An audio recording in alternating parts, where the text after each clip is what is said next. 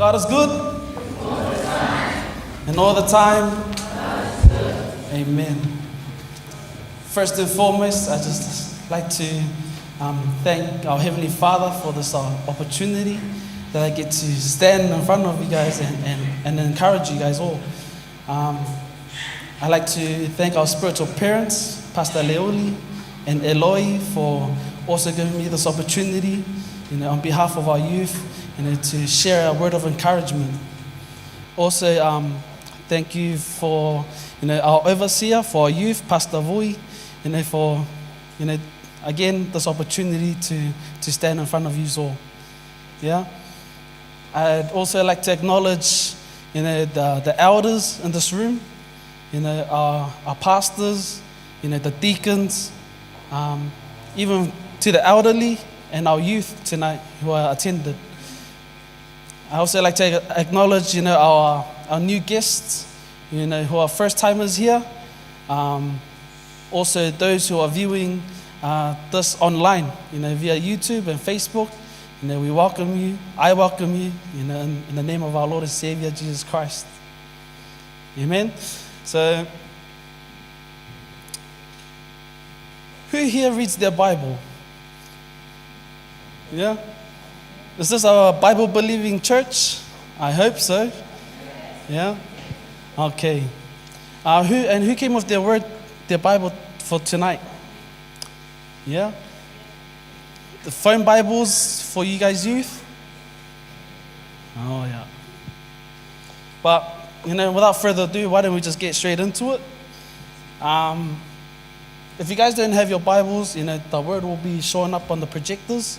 So, you're not left alone.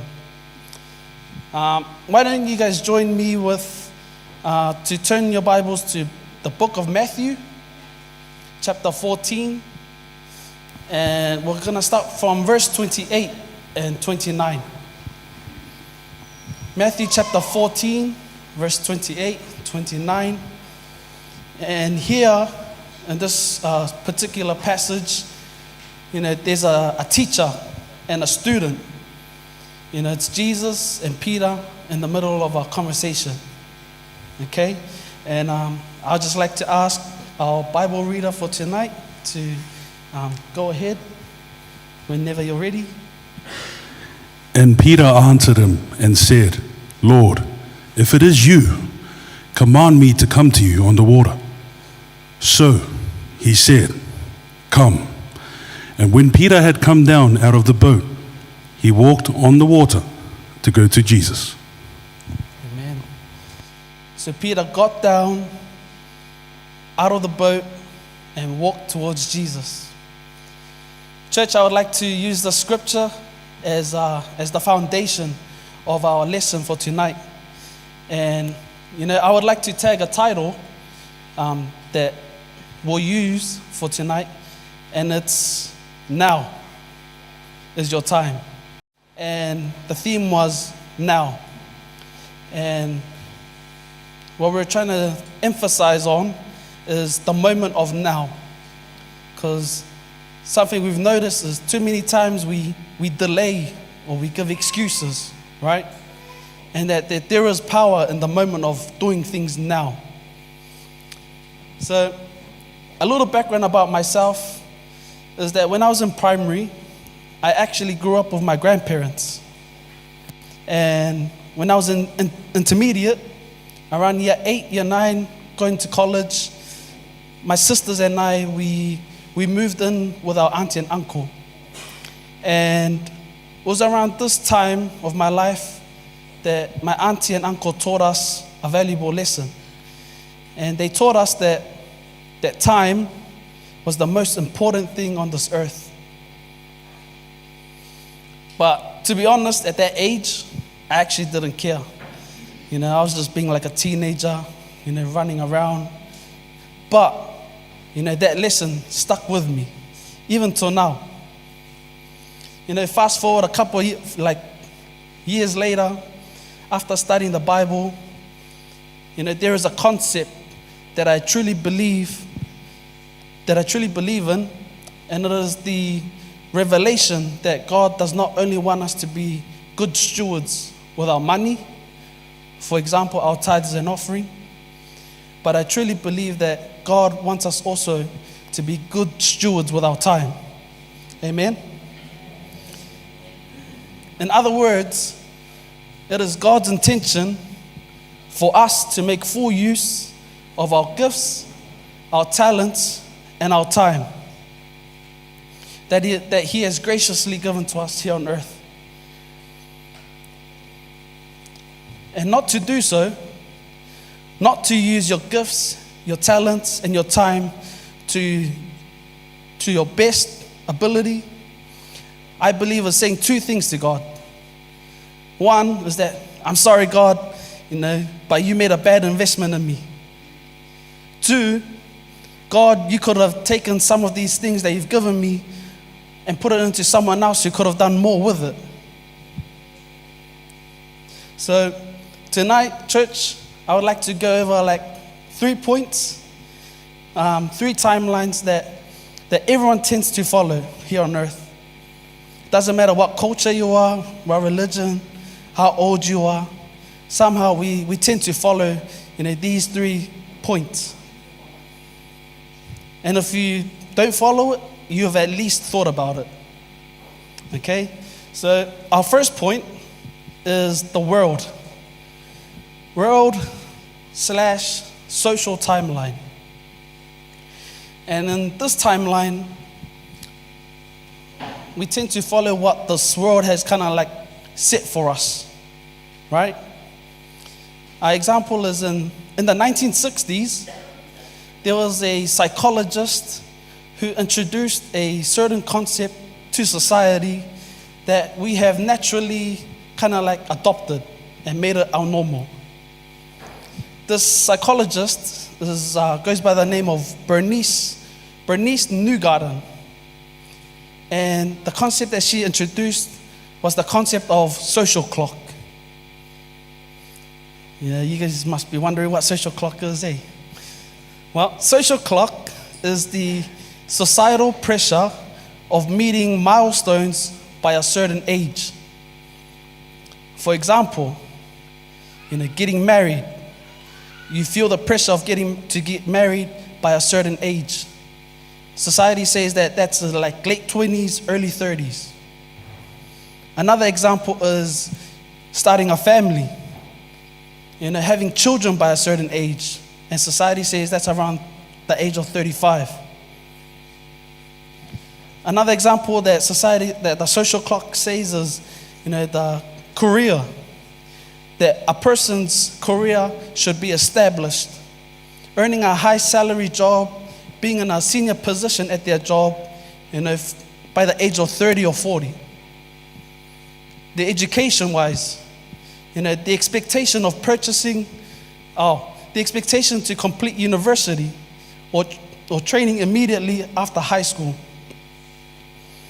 Another example for social clock is financial and lifestyle.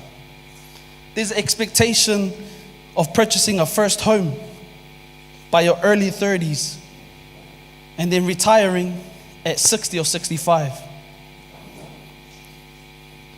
That's a social clock. We feel the pressure from society to, meet these milestones. Why do we follow it? Why do we think about it? Right? Is it our culture? Is it our Polynesian culture? Does our Polynesian culture influence our time here on earth? Or is it family? Pressure from family to, hurry up and get married. You're running out of time. Or is it because of fear? Fear of running out of time. Right? I actually heard in a lecture once that metaphorically, there are 3 places that each human must visit.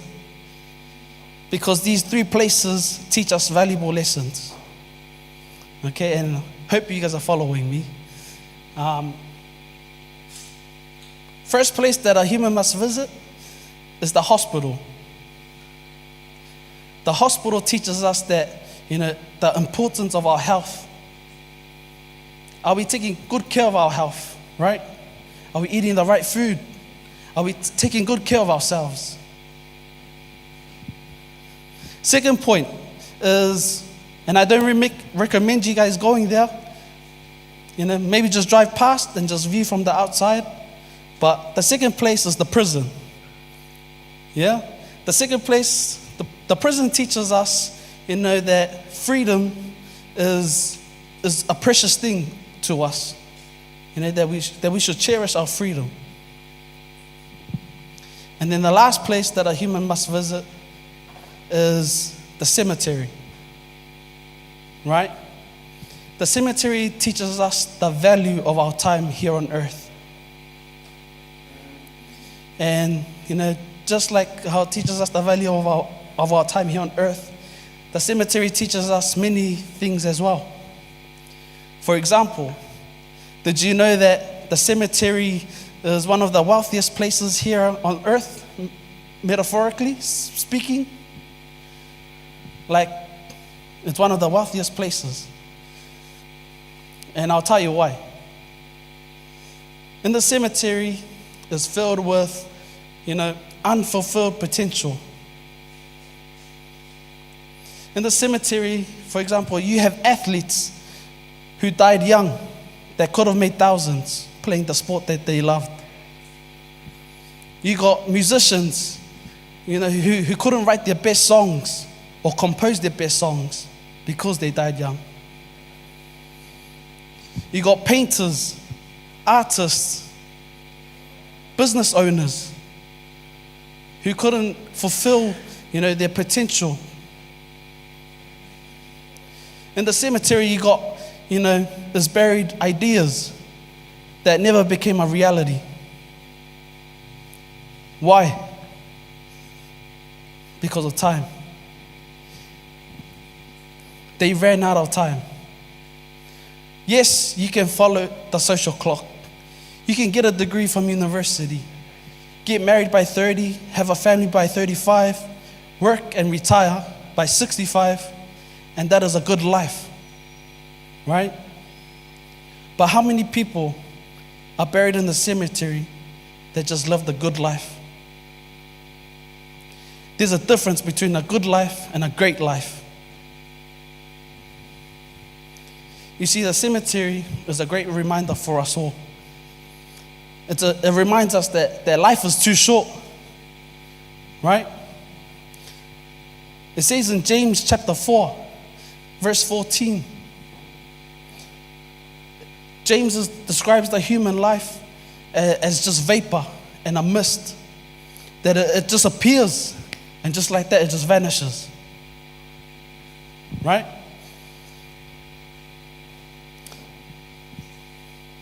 Hopefully after tonight, church, I kind of leave you the question, are you going to add your value to the cemetery by living a good life? What I mean by that, church, is, in this room, there are books that haven't been written yet by our youth. There are musicians here who haven't composed their best songs. Athletes who haven't played their best games yet. Right? Maybe because, they're afraid. Maybe they're telling themselves, I'll just wait for the right time. Right? So in Ecclesiastes chapter 3, verses 1 to 8, I'm just going to sum it up in the first verse, because the first verse sums up that whole chapter. It explains it very well.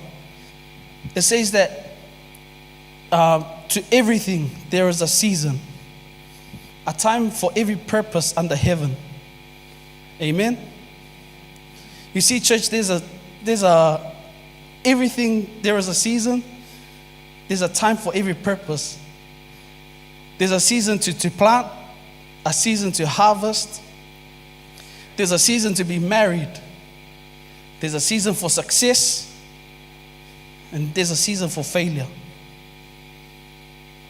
But everything, God allows, if it's His will.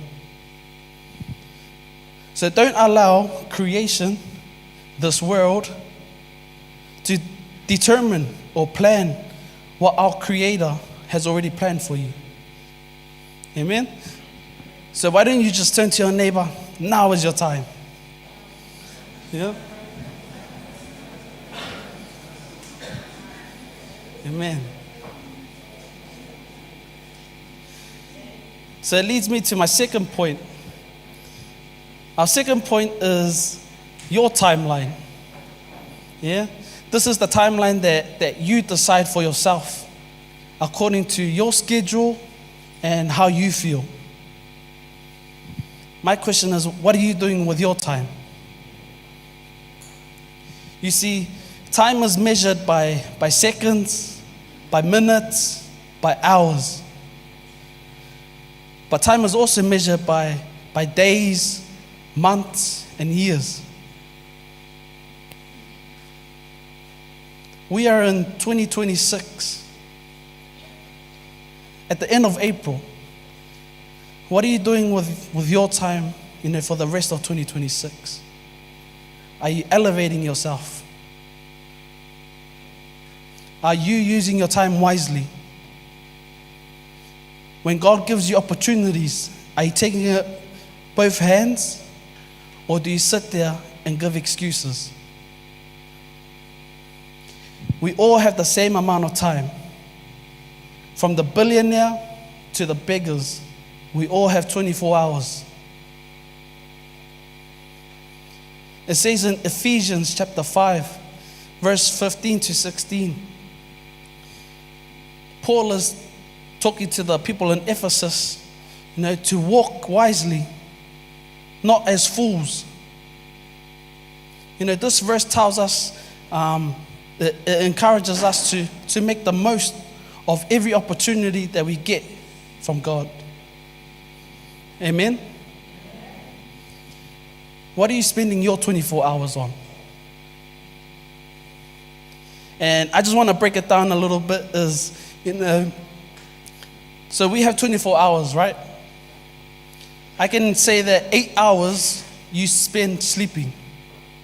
That's what the doctor says, what's recommended. 8 hours to go work or school. So that's 16 hours right there. And if you were to kind of add up your breakfast, your lunch, your dinner, even your snacks in between, that can roughly add up to 1 hour, right? So that takes it to 17 hours. My question is, what are you doing with the rest of your 7 hours? Are you elevating yourself with new skills? Or are you sitting with the remote behind the TV? Yeah? If you want to be an athlete, are you running drills at the field?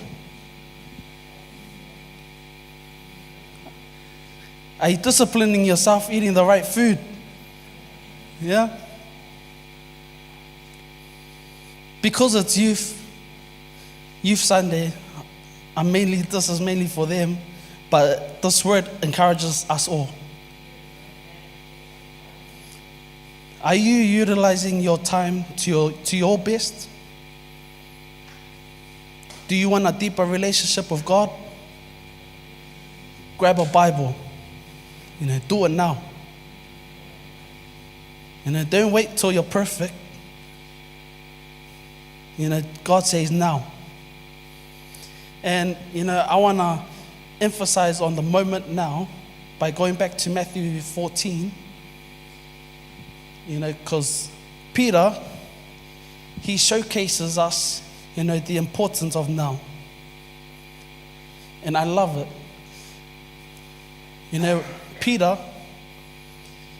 in this case, he wasn't led by his ambition. He wasn't led by his emotions. Because he didn't just get out of the boat, right? He had to ask Jesus. Jesus, if it's you, Lord, command me to come out.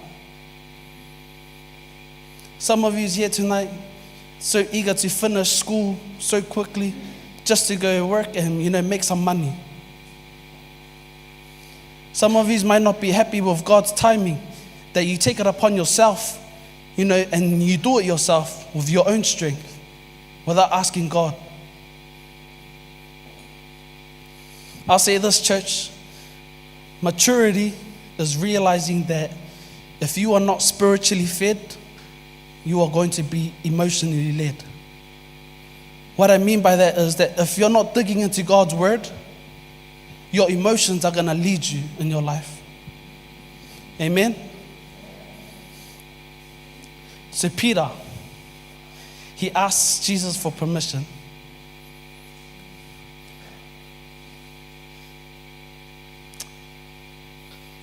And Jesus replied with one word, and it was come.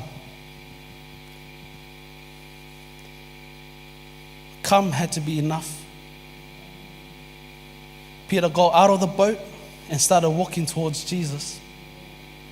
No buts, no complaints, no excuses. Come had to be enough. And that means that, when it comes to God, everything's not going to be, perfect and colorful. It's going to be just black and white. You just have to deal with what God gives you. Right? Youth, how many of you guys, do you guys listen to your mom and dad? When mom and dad calls you to come, do you go straight away? Or do you just, oh wait, let me just finish this. Let me just finish, I'll do it later. Is that you? Because that was me. I was that child.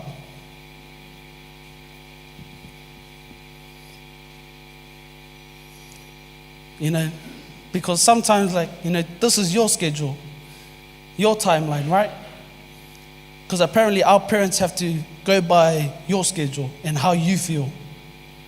But it shouldn't be like that. Wasn't God the one that told us to honor our parents? Right? Honor is a verb. It's an action. So you must do it.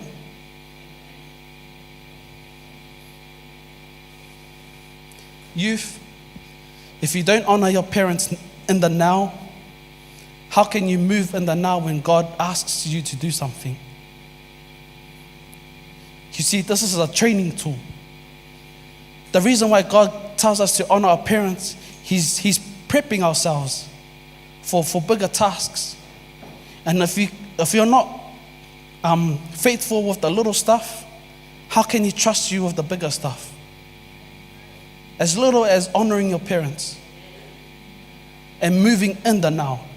Not in your timeline, but in the now.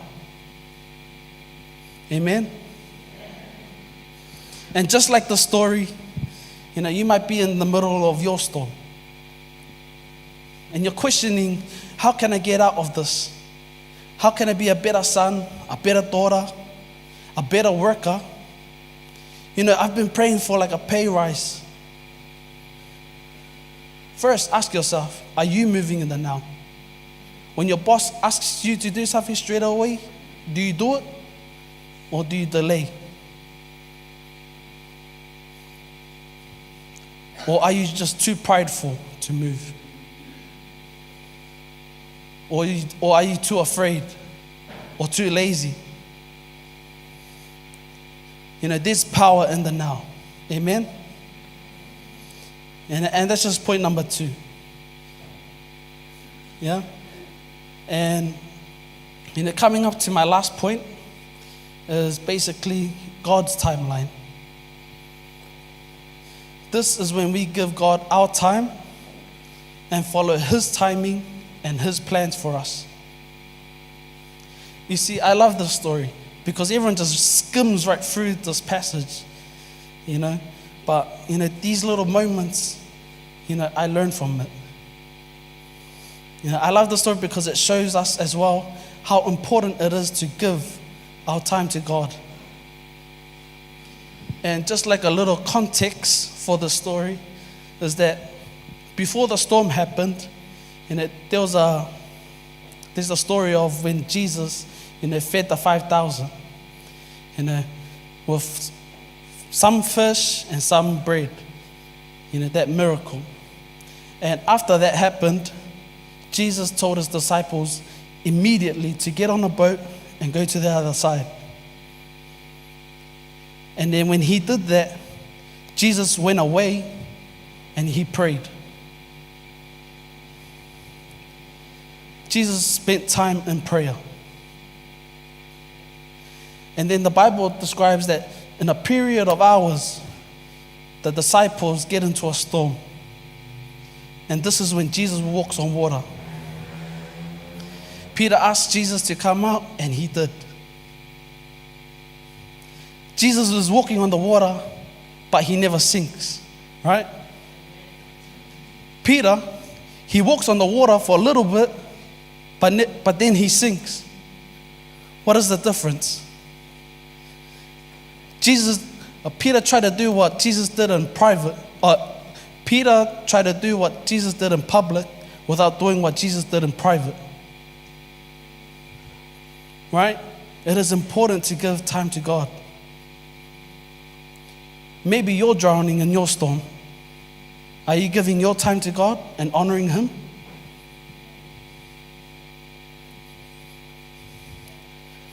Yes, we can tithe our money, but I believe we can honor God and tithe our time as well. We have 24 hours. 10% of that doesn't belong to us. 2 hours and 40 minutes belongs to God. Don't just save it for Sundays. Don't just save it for cell groups. Every day we should be honoring God with our time. And lastly, before I finish up, when you choose to give God your time and choose His plans over yours and over what the world says, it's going to mean that you could be the only one different in your group. You could be the only one different from everyone else. Not saying that you're better than anyone. You're just different. Look here. When Peter asked Jesus, "If it's you, Lord, command me to come out to you." And then Jesus said, "Come." Peter stepped out of the boat.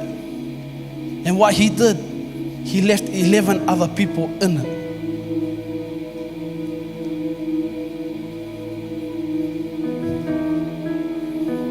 You see, I believe Peter, in this moment, he modeled for us something that we talk about in culture and in church. But we don't really practice it.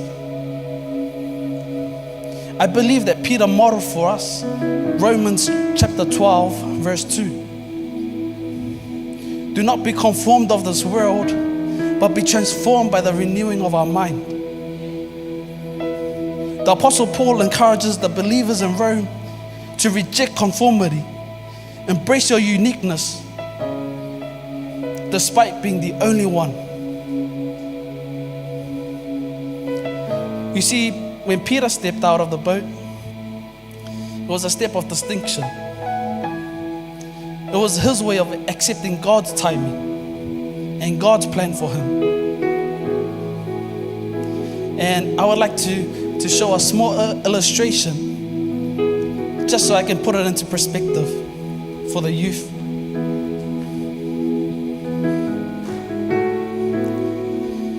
You see, church, I actually saw this illustration when I was in high school, and I've remembered it ever since. And I believe it was like one of the reasons why it pushed me to being, a believer. As you can see here, this is a rope, and I want you guys to imagine it. Imagine it as your existence. You know, that this road just goes on forever. And this little red thing is your time here on earth. Right? So this is eternity. And then this is your time here on earth. What surprises me is, you know, we can be so foolish that we only think about this little red thing. From the moment we are born, we go to school, and then we're gonna, you know, go to school and then work, save our money here, maybe travel, maybe get married, then retiring, and then die. Never asking the rest. Because church, heaven is real. Hell is real too. And if you're thinking of just about this little red, I encourage you guys to start questioning, you know, the rest. Because the Bible teaches us that what we do in this little red determines our eternity. And that's only two places.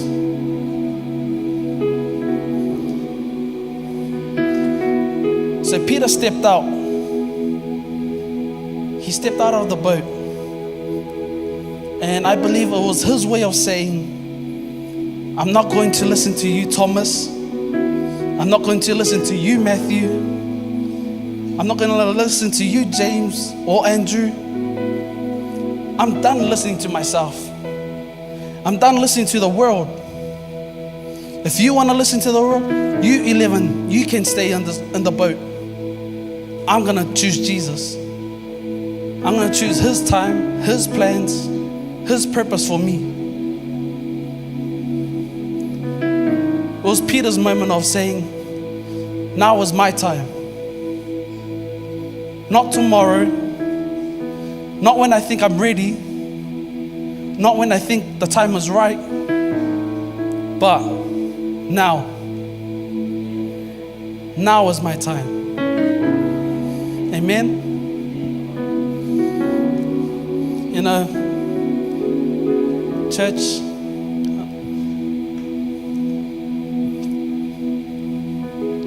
last youth Sunday, I kind of told my testimony. And in 2015, I almost gave up my time here on earth due to depression and suicidal thoughts from drinking and like doing other stuff as well. I almost gave up my time. Maybe your time is now. Amen. Now is your time to be a business owner. Now is your time to start thinking about being an athlete, a book writer, a painter, a musician.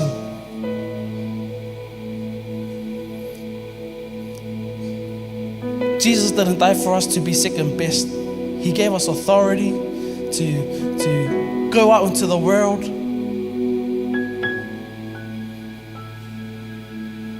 Amen. So I encourage you guys, be wise of our time.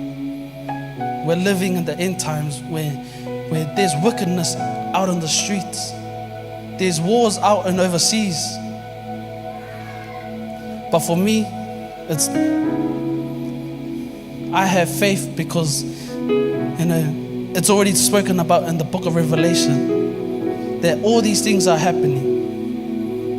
And I'm just chilling because I serve a God, that's already prophesied, already said it in his book.